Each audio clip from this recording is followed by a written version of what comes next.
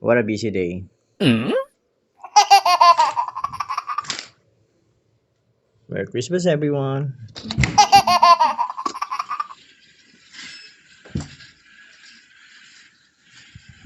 Oh my God. Kanino kaya mapupunta tong regalo? What? Kakabili ko lang nito sa Gaisano. Then, I just remember sa paglakad-lakad namin ng asawa ko, ito yung regalo na gusto kong matanggap dati. Ayun ang mahal to dati, ngayon mura na lang. Yan.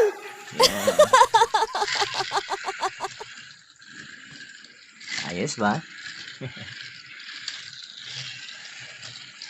So, magsusulat ako ng mga pangalan. Kung sino ibubunot ko through Facebook. At yun, ibubunot ko ng live. Kaso wala akong ballpen eh.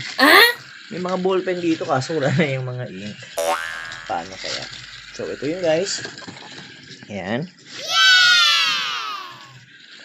Ipaparapol ko ito. Ngayong Pasko. Kung kanina ko ito, ibibigay. Ho, ho, ho! Merry Bye. Christmas! Ay, tama. May kuwan nga pala ako. Ito. Ito na yung lapis. Yeah! May lapis pala ako eh. Lapis ko na lang isusulat.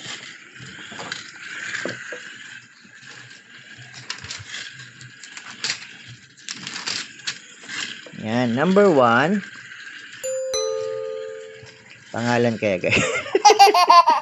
Ang laki ng lapis ko. Nangihirap sumulat. Ito guys, lapis. Sinong gusto ng malaking lapis? Ito yung regalo ko sa sarili ko. Lapis. Every time makikita ko ito, lagi ko makikita at naiisip na I have a big plans for myself. Lalong-lalo na, big plans for my family as well. Ayun o. Big plans. Lapis guys, ang laking lapis oh.